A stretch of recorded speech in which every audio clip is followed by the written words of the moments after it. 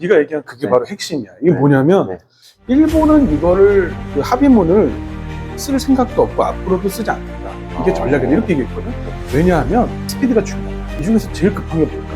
자동차. 그렇지, 자동차. 왜냐하면 일본은 자동차 수출의 가장 큰 부분이 자동차거든. 일본이 관세 인하가 늦어짐으로 해서 하루에 30억 원씩 손실이 발생한다고 하거든. 300억이요? 그렇지, 그렇지. 300억 매일. 이쪽부터 자기소개 부탁드립니다. 예, 저는 한국에 대해서 일본 경제를 가르치고 또 연구하고 있는 이창민입니다. 네. 네, 안녕하세요. 저는 스타트업에서 현재 CEO 일을 하고 있는 최재원이라고 합니다. 반갑습니다. 네, 오늘 어떤 주제로 이야기하기로 네. 했죠? 15% 관세율이 어떤 의미를 가지고 있는지, 아니면 또 일본하고 미국이 한 관세 협상, 또 한국하고 미국이 한 관세 협상 뭐가 다른지, 뭐 이런 얘기부터 시작하면 좋을 것 같아요. 그 15%가 제가 맨날 헷갈리더라고요. 이게 그냥 뭐 플러스 15%인 건지 아니면 원래 있던 걸 그냥 제 한선이 15%라는 건지 아니면 모든 품목에서 15%인 건지 이런 게 조금 헷갈리는데 간단하게 설명해 주시면. 그게 실제로 문제가 됐죠. 8월 7일 날 상호관세 발효했을 때 일본하고 미국이 각각 이해하는 방식이 달랐습니다. 일본은 15%가 안 되는 거는 맥시멈 15%, 그다음에 15%가 넘어가는 거는 그대로 15%가 넘어가는 대로. 예를 들어서 관세 협상 전에 24%라는 품목이 있으면 그건 24%고 관세 전에 뭐 10%였다, 뭐 2.5%였다 이런 건 전부 다 15%로 맞춰지는 거다라고 일본은 이해를 했는데 미국은 또 그게 아니었던 거죠. 미국은 기존의 관세에 무조건 플러스 15% 누적되는 거다 이래가지고 일본이 한번 난리가 났었는데 제가 드리고 싶은 말씀은 한국하고 일본이 결국에는 상호관세 15%가 똑같아졌잖아요. 그런데 이게 우리나라에서 일본이 더 잘했다, 뭐 한국이 더 잘했다, 약간 이런 식의 논의로 좀 변질이 된 것 같아요. 그래서 이거는 우리가 한번 짚고 넘어가야 되지 않나 싶은 생각이 듭니다. 그러면은 교수님, 교수님이라고 그냥 부르면 형이라고 할까요? 알겠습니다. 네, 형님이 생각하시기에는 지금 그냥 상황이 한국과 일본, 뭐 누가 더 협상을 잘했다 이런 걸로 논할 상황은 절대 아니다는 거예요. 절대 아니죠. 왜냐하면 약간 이런 느낌이에요. 이게 동네 깡패가 있어. 네. 그런데 야, 그동안 니들 내가 너무 관대했던 것 같아. 그래서 니들이 스포일러 됐어. 네. 버릇이 너무 없어졌어. 열 대만 맞자. 이렇게 얘기를 했는데 네. 일본이 나 돈 있으니까 돈 줄 테니까 때리지 마. 네.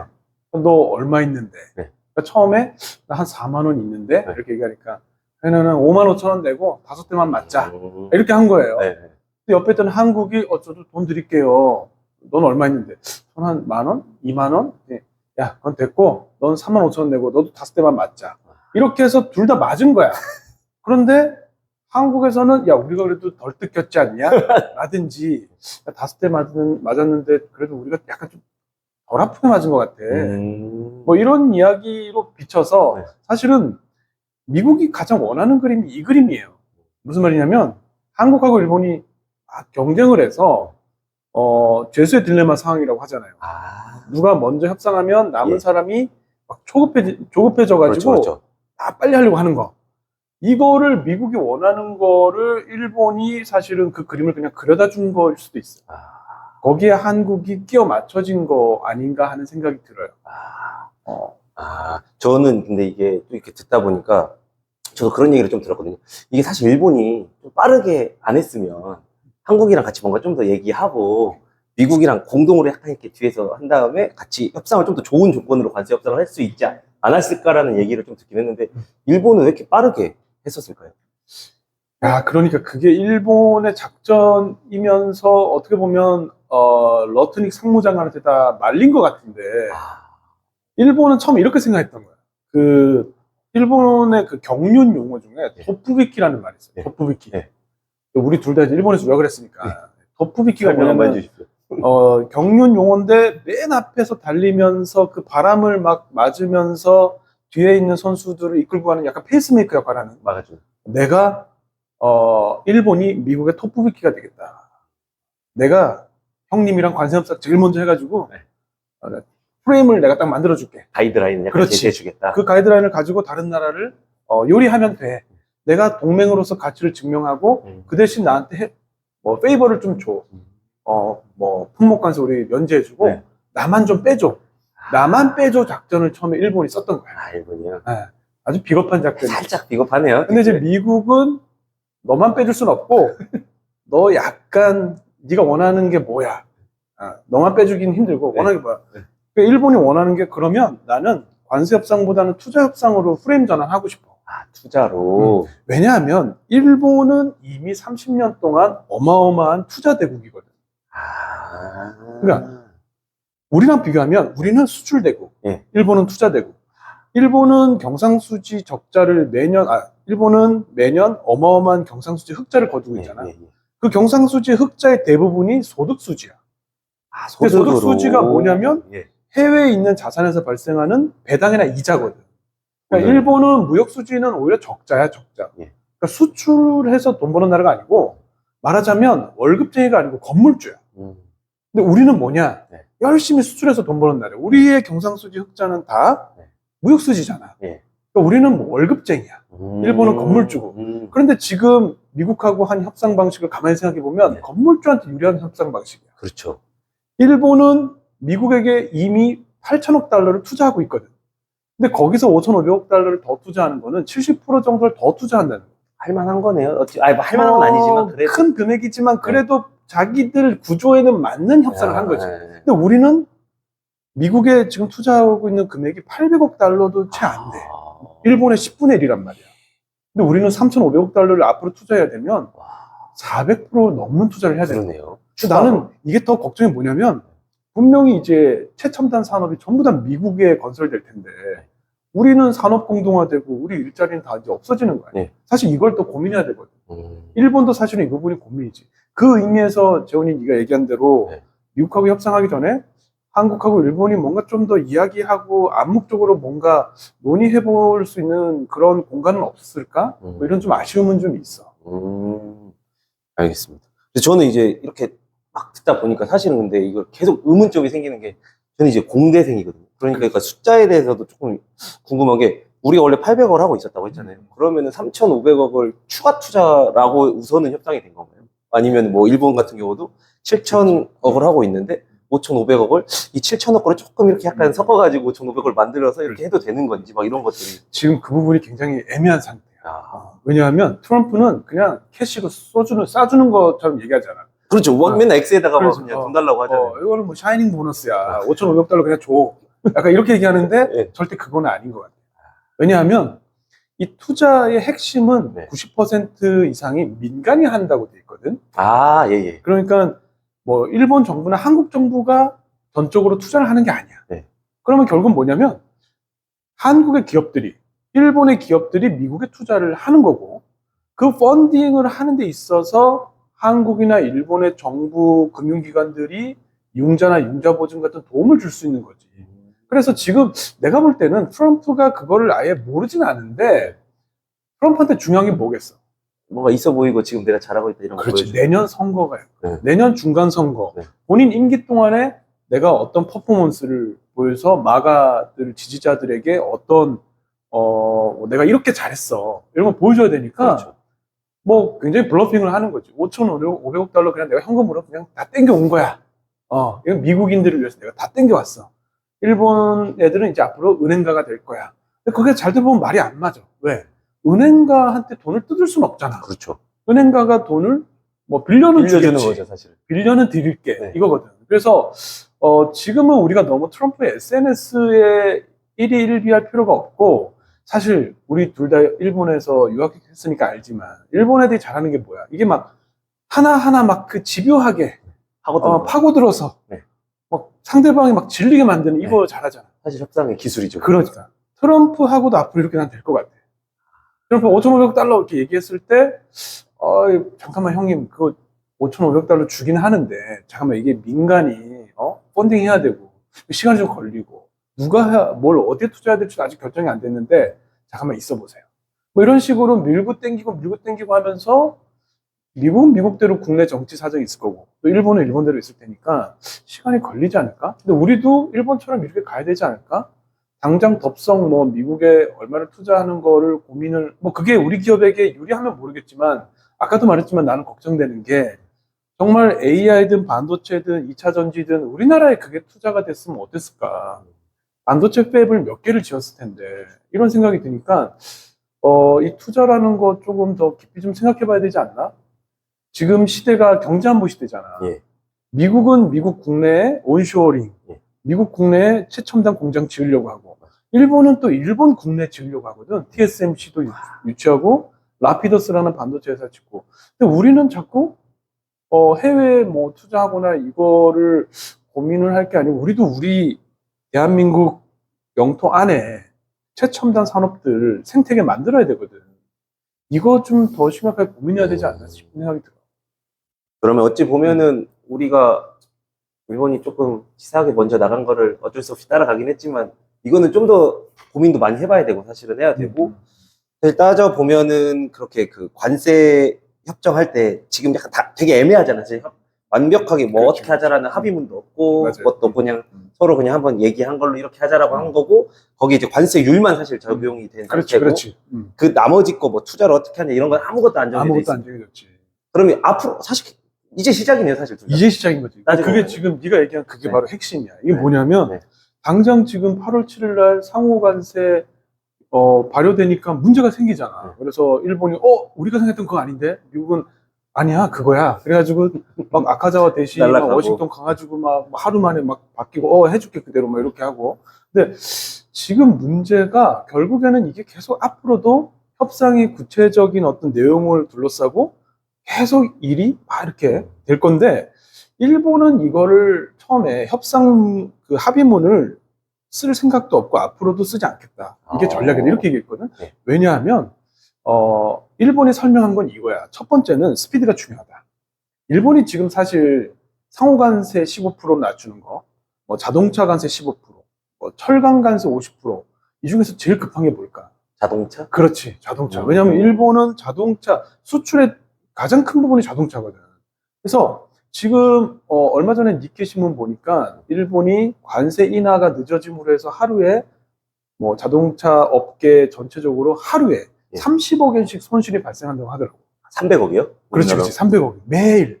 그러면 하루빨리 정말 속이 타들어가는 거는 이거 자동차 관세, 품목 관세 낮추는 건데 자동차 품목 관세는 4월 3일부터 25% 적용됐거든.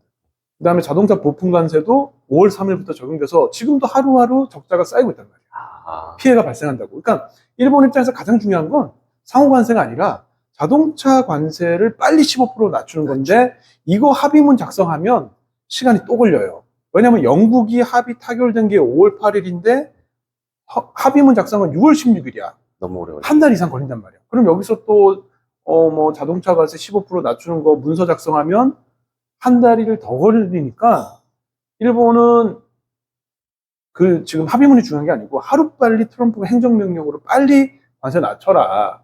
이게 더 중요하고 이거보다 사실 더 중요한 건 두 번째 이유인데 합의문 써도 의미가 없을 수도 있어.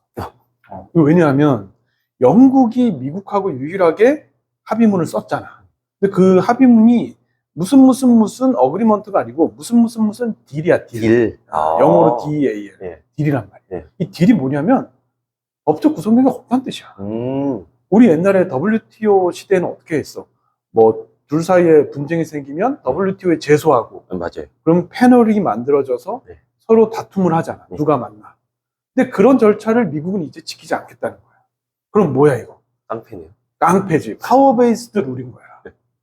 힘센 사람이 이기는 거야. 왜냐하면 분쟁이 생기면 각자의 해석에 맡기겠다야. 영국도 그걸 이해하고 있어. 그리고 일본도 그걸 빨리 캐치한 거야. 아, 이거는 합의문을 쓰는 것 자체가 의미가 없겠구나. 쓰면 뭐해? 합의문 여기 있습니다. 그러면 그건 됐고 내일부터 25%야. 라고 하면 25%인 거야. 그래서 일본이 취한 방법은 합의문에 코다와리 하지 않아. 그러니까 집착하지 않겠다는 거지. 그 대신 실무적으로 중요한 건 숫자밖에 없다. 그러니까 15%, 5,500억 달러. 그렇지. 그걸 빨리 실현하는 게 중요하지. 괜히 뭐 형식적인 절차, 뭐 합의문 쓰고 도장 찍고 만나서 악수하고 아무 의미 없다라는 거야. 그건 우리한테도 큰 의미가 있어. 우리도 지금 알려진 거는 우리가 뉴스의 대부분 소스가 어디서 나와? 트럼프의 X. 거기서 나오는 거야. SNS에서 나오는 거야. 맞아요. 그러니까 우리 한미 합의는 문서가 없어요. 백악관의 팩트 시트에도 안 나와. 그러니까 우리는 모든 정보를 트럼프의 입과 베센트 장관의 입과 러트닉 장관의 입에서 나오는 거야. 그러니까 그걸 마치 우리가 100% 신봉할 필요도 없고 우리는 우리대로 싸워 나가야 되고 우리는 일본이 하는 걸 잘 볼 필요가 있어. 우리 아까도 얘기했지만 일본 애들이 잘하는 게 뭐야? 꼬치꼬치 파면서 막 따지면서 그거 꼬장꼬장하게 이거 진짜 잘하잖아. 네. 걔네들이 하는 거 보면서 우리 똑같이 따라해야지. 우리도 꼬장꼬장하게 미국하고 3,500달러 뭐 투자한다고 했지만 저또 맞대. 잠깐 있어봐. 이거는 누가 투자할지 아직 모르겠고 뭐 조금 더 기다려 봅시다. 뭐 이런 식으로 일본이랑 암묵적으로 보조를 맞추는 것도 좀 생각해 볼 필요가 있지 않나 이런 생각이 들어요. 저는 이제 또 들으면서 궁금한 게 이게 순서가 약간 일본이 하는 거를 먼저 보고 약간 따라하는 방법을 취하는 게 좋다고 말씀하셨잖아요.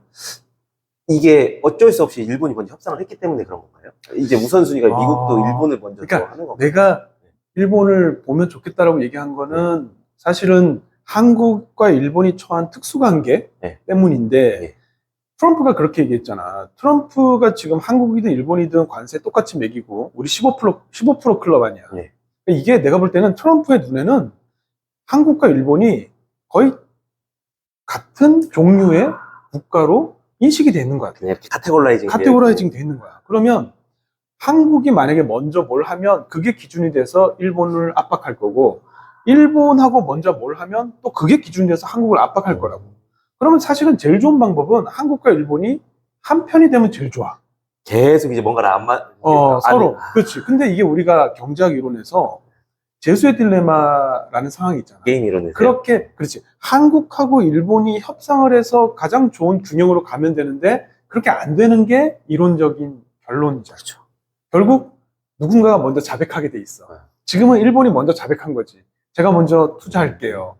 그러면 그 프레임을 가지고 미국이 한국을 그대로 압박을 해서 똑같은 방식으로 금액만 조금 낮춰서 3,500달러를 투자하게 협상을 한 거잖아.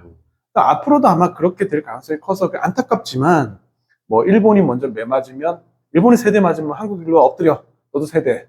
한국이 먼저 매맞으면 한국이 세대 맞으면 일본 이리 와 엎드려 너 세대. 이렇게 될 가능성이 커서 지금 우리 입장에서는 베스트 솔루션은 일본하고 대미 관세 비롯한 통상 협상의 어떤 조율을 하는 거. 이게 제일 좋은 거고, 세컨드 솔루션이 이제 그거지.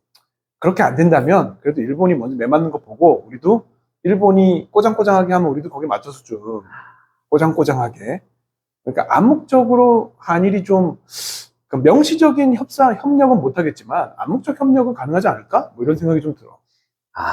차라리 먼저 맞는 거 보고 우리는 거기서 이렇게 할 수 있는 방법을 찾아보자. 왜냐면 우리 학교 다닐 때 매맞을 때도 그렇잖아. 앞에가 맞으면은 이거 각도를 약간 이렇게 해서 이렇게 해야 되겠다. 맞아. 세대까지가 힘들겠구나. 뭐. 어차피 맞는 건 확정됐으니까. 트럼프가 그치. 진짜 깡패긴 하네요. 그러니까 지금 WTO 시대 다자 협의체가 기능을 하던 시대에는 다 같이 논의하고 뭐 호혜적 관계해서 뭐 MFN에서 뭐 특정 국가에게 불리한 룰을 적용할 수 없고 뭐 이런 게 있었는데 지금은 전부 다 양자 협상이잖아. 알아서 해라, 둘이서. 그렇지. 그래서 심지어 트럼프가 뭐 바꿀 수도 있고 미국 유리하게. 그래서 지금은 세상의 룰이 바뀌었다. 좀 짜증나고 억울하지만 바뀐 룰이 이런데 어떡할 거야. 뭐 맞춰가자. 그런 생각이지. 그러면은 저 또 궁금한 거는 이제 투자액들은 뭐 일본 뭐 5,500억 달러, 우리나라 뭐 3,500달러 알겠는데 그거 이익금에 대해서도 약간 미국이 좀 더 많이 가져갔잖아요. 그렇지. 9 가져가나요? 9대 1인가요? 그것도 사실은 논란이 좀 많은데 네. 트럼프가 얘기하고 있지. 90%는 미국 국민들의 납세자, 미국 국민들의 이익이 될 것이다. 리테인 한다고 나와 있어요. 예. 리테인이 그러니까 미국 내에 보유하거나 또는 미국에 재투자하는 형태로 해석을 하는데 그거를 일본 같은 경우는 부정하지 않아. 9대를 맞아. 9대를 맞아. 그런데 네. 그 9가 좀 해석이 다른 것 같아. 9에 대한 해석이 달라. 5대5 맞아. 근데 누가 5야? 약간 이런 느낌이지. 네. 9대1은 맞는데 그 9가 뭔지에 대한 해석이 다른데 트럼프가 얘기하는 거는 9대2이 나오면 네. 그 90%는 미국 국민이 향유하게 될 거다인데 일본이 얘기하는 9는 이거야. 프로젝트가 100억 달러짜리 프로젝트가 있으면 일본 정부가 투자하는 거는 10%가 넘지 않는다라는 의미의 9대1이다. 그래서 90%는 민간이 투자하고 10%는 일본 정부계 은행이 투자를 한다. 그런데 그 90% 민간이 투자하는 거는 미국 내에 재투자되는 거는 뭐 그럴 수 있다. 왜? 왜냐하면 지금까지 일본의 해외 투자는 거기서 돈을 벌면, 해외에서 돈을 벌면 그게 일본으로 들어온 게 아니라 다시. 네. 지금까지 일본의 투자는 해외 나가서 일본 기업들이나 뭐 일본 투자자들이 돈을 벌면 그게 일본으로 들어오지 않고 거기에 달러로 그냥 있거나 아니면 거기에 재투자되는 형태였지. 그래서 해외에 엄청난 금융자산을 가지고 있는 거잖아, 일본이. 예. 그러니까 일본 입장 생각할 때는 트럼프 얘기한 9가 뭐 미국에 남는다고 하는데 그게 우리가 그동안 뭐 해왔기 때문에 딱히 우리는 그걸 부인할 생각은 없다. 이거는 근데 민간이 결정할 거라는 거지. 우리 그 엔캐리 트레이드라고 얘기하잖아. 엔화가 밖에 나가 있잖아. 바로 그 얘기지. 90%만큼 해외 나가 있기 때문에. 그래서 일본은 그 부분에 대해서 딱히 크게 거부감이 없었던 것 같아. 근데 아마 그 9대1의 퍼센테이지는 아마 우리나라도 우리나라에도 똑같이 아마 강요할 거야. 아직 뭐가 얘기된 건 없어, 우리나라. 그렇지. 구체적이진 않은데, 아까도 얘기했지만, 트럼프에게 있어서 한국과 일본은 같은 카테고라이즈 되어 있으니. 국가니까 아마 거의 똑같은 조건이 그대로 적용될 거야. 아직 말한 거는 없지만, 이제 비슷할 거다. 그렇게 하면 우리도 예상하고 약간 전략을 짜가야겠네요. 그렇지. 그러니까, 그러니까 형님이 말한 대로 그냥 똑같이 이제 일본 하는 거 보면서 우리는 미리미리 전략을 잘 짜서 미리미리 전략을 짜되 좀 더 집요하고 깐깐하게 그러면서 뭐 국익을 생각하면서 뭐 해야 되니까 일본하고 좀 뭔가 이런 것 암묵적으로 뭔가를 맞추는 건 되게 중요한 거라고 나는 생각이 들어. 약간 이거는 한 번 더 질문인 것 같긴 한데 아까 9대1에서 미국 트럼프의 생각은 바로 이해가 돼요. 이익금 나면 9 우리 갖고 니네 1 줄게 약간 이런 느낌인 것 같은데 아까 방금 설명했던 거에서 일본이 생각하는 9대1은 약간 100에 만약 10의 이익이 났을 때 일본으로 들어오는 게 1이고 9는 다시 그쪽에서 또 재투자가 되다 이런 거예요. 이거지. 지금 얘기한 거가 100억 달러인데 일본의 정부계 은행이 출자하는 비율은 10억 달러를 넘지 않는다. 즉 10%를 넘지 않는다. 그래서 일본이 얘기하는 9대1은 민간 대 일본 정부계 은행이 9대1이라는 뜻이야. 민간과 이 민간은 그냥 일본 민간이에요, 그러면? 일본 기업들이 투자를 할 수도 있고 아니면 이거는 뭐 컨소시움 형태니까 미국 기업이 할 수도 있고 한국 기업이나 대만 기업이 들어갈 수도 있지. 근데 이 민간의 90% 그러니까 90억 달러에 대한 투자는 일본계 은행들이 융자를 해주거나 융자 보증을 해줄 수 있잖아. 그러면 그 90%에 대해서는 이자가 발생하겠지. 10% 출자에 대해서는 배당이 발생하겠지. 아까 내가 일본의 경상수지 흑자의 대부분이 소득수지고 그게 뭐라 그랬지? 이자나 배당이라 그랬지. 그 이자나 배당이 들어오는 거지. 그러니까 민간 기업이 얻은 어떤 이익은 미국에 재투자될 수 있지만 일본은 거기서 발생하는 이자가 일본으로 환류가 되는 형태가 되겠지. 그래서 아마 비슷한 형태의 투자 프로젝트가 한국도 적용이 될 거야. 근데 이제 여기서 문제는 일본은 원래 그렇게 해왔던 애들이고. 그렇지. 바로 문제는 그거야. 일본은 30년 동안 뭐 그렇게 해왔기 때문에 본인들이 가장 잘할 수 있고 본인들한테 익숙한 형태로 어떤 미일 협상의 프레임을 관세가 아니라 투자로 전환했고 우리는 사실은 수출로 돈 버는 나라인데 물건 팔아서 돈 팔아야 되는데 약간 물건 팔아서가 아니고 앞으로는 이제 해외 투자해서 돈 벌어야 되나 이런 구조 자체가 좀 바뀌어야 되는 그런 형태가 된 거라는 거지. 그래서 이걸 우리가 일본보다 잘했다 못했다라고 생각할 게 아니고 일본이 먼저 하는 바람에 일본은 일본에게 유리한 구조로 어떤 협상의 프레임 전환을 했고 우리는 뭐 탄핵도 있고 뭐 계엄도 있고 탄핵도 있고 대선도 있고 했기 때문에 좀 늦게 출발한 바람에 일본이 했던 방식을 그대로 쫓아갈 수밖에 없었고 그건 미국이 강요한 거니까 우리가 어쩔 수 없이 일본의 어떤 협상 공식 프레임워크를 그대로 받아들이면서 투자 협상의 프레임이 된 건데, 사실 문제는 우린 지금까지 그렇게 해외 투자가 활발하게 하던, 뭐라고 해야 되지? 그러니까 우린 지금까지 경상수지 흑자의 대부분이 무역수지 흑자인 만큼 수출로 돈을 벌어본 나라지, 투자는 아직까지 이제 시작하는 단계니까 우리에게 조금 벅찬 계획일 수도 있겠다, 그런 생각이 듭니다. 쉽게 말하면 뭐 어떤 일본은 뭐 계속 주식하던 애가 좀 더 주식 양을 늘린 거고, 그렇지. 우리나라는 그냥 일하고 있었다가 주식 약간 조금 했었는데 월급쟁인데, 야, 주린이 이제 주식 좀 조금 많이 해야 했는데, 돼. 네. 약간 이렇게 이제 바뀌어야 된다. 갑자기 주식 엄청 많이 해야 그렇지, 되니까 그렇지. 지금 해도 되나? 이런 그렇지, 상황인 그렇지. 거예요. 그게 좀 우리에게 있어서 걱정거리라는 거죠. 경험이 그만큼 적다. 그렇습니다. 알겠습니다. 아까 죄수의 딜레마 말씀하셨는데 한국이랑 일본이랑 합심해서 미국에 좀 대항할 수 있는 그런 가능성은 없나요?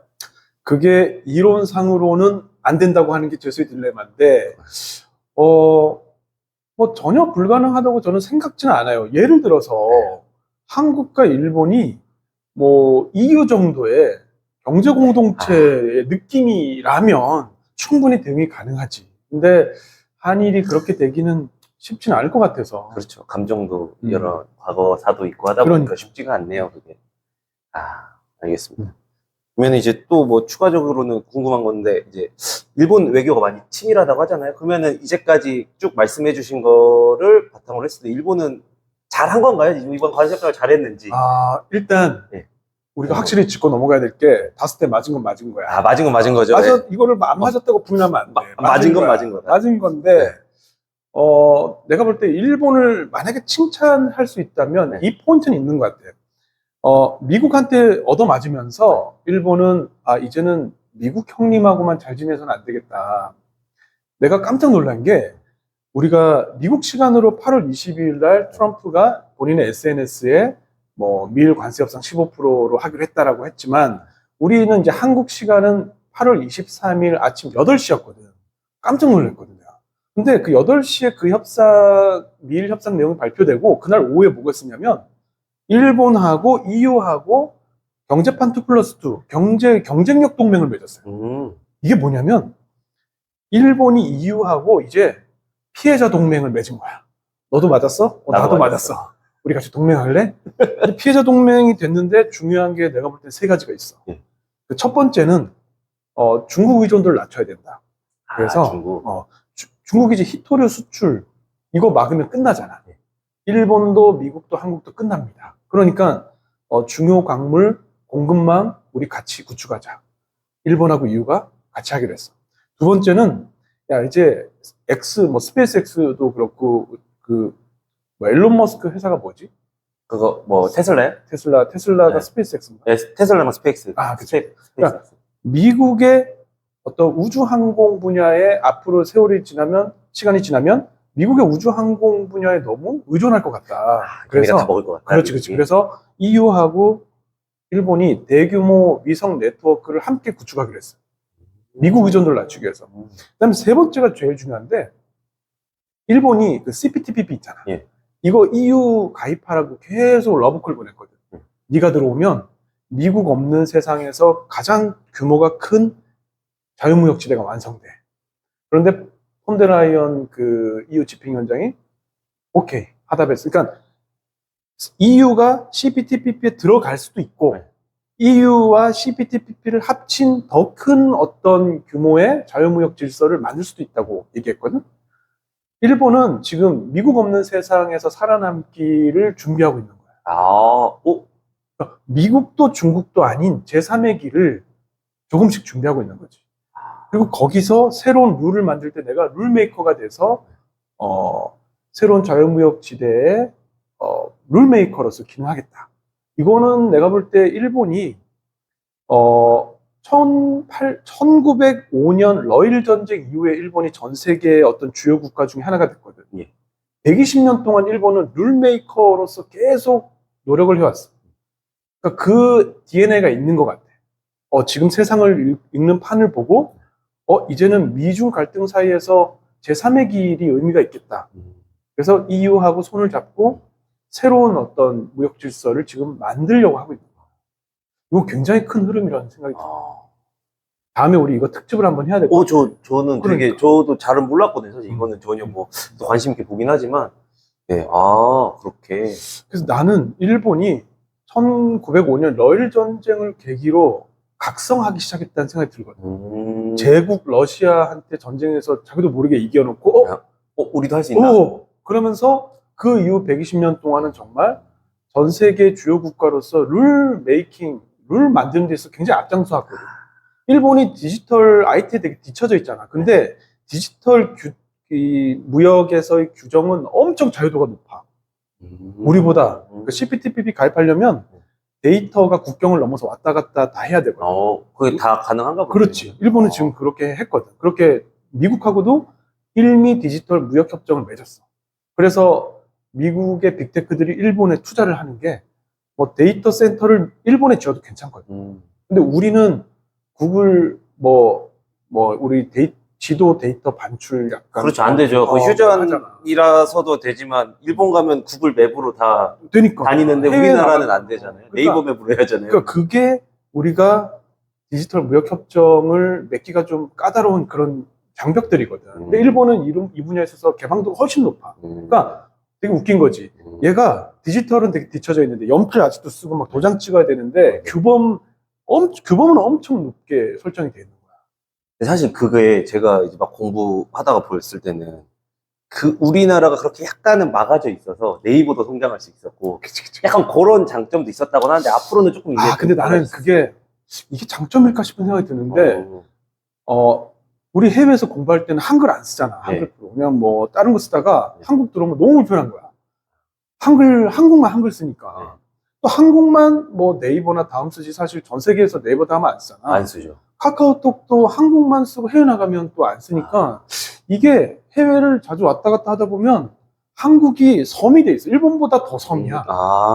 갈라파고스화 돼 있잖아. 디지털적으로. 과연 이게 산업 보호 측면에서 이게 이익이 더 클지 아니면 이게 뭐 우리의 기업 경쟁력을 오히려 더 약화시키나? 이런 측면도 좀 그런 생각도 들고 일본 옛날에 왜 일본도 이치타로인가 있었어요. 그 일본어 우리 한글처럼 망했거든. 근데 이게 지금 보면 우리가 뭐 한글이나 네이버를 다음을 지키는 게 우리나라 전체 어떤 장기적인 시각에서 봤을 때 이게 우리나라 산업의 경제에 플러스가 되는 건지 마이너스가 되는 건지 나는 잘 모르겠어요. 저는 한동안은 사실 그게 또 배운 입장에서 지금 사실 네이버도 너무 잘하고 있고 카카오도 생겼고 뭐 예를 들어 일본은 사실 야후잖아요. 야후 재팬이 아직도 있고 그하고 그다음에 구글 쓰고 우리나라도 요즘에 젊은 애들은 네이버는 약간 광고판이라고 생각하고 진짜 20대나 30대들은 다 구글 쓰거든요. 나도 구글밖에 안 써. 네. 네이버는 이제 너무 변질됐대요. 그렇죠. 예전에는 한참 또 역할을 잘하다가 그러니까 이게 괜찮다고 생각하는데 요즘에 약간 저도 그런 생각을 하고 있었거든요. 이게 오히려 막고 있는 건가? 그리고 요즘에 직구 많이 하잖아요. 그렇지.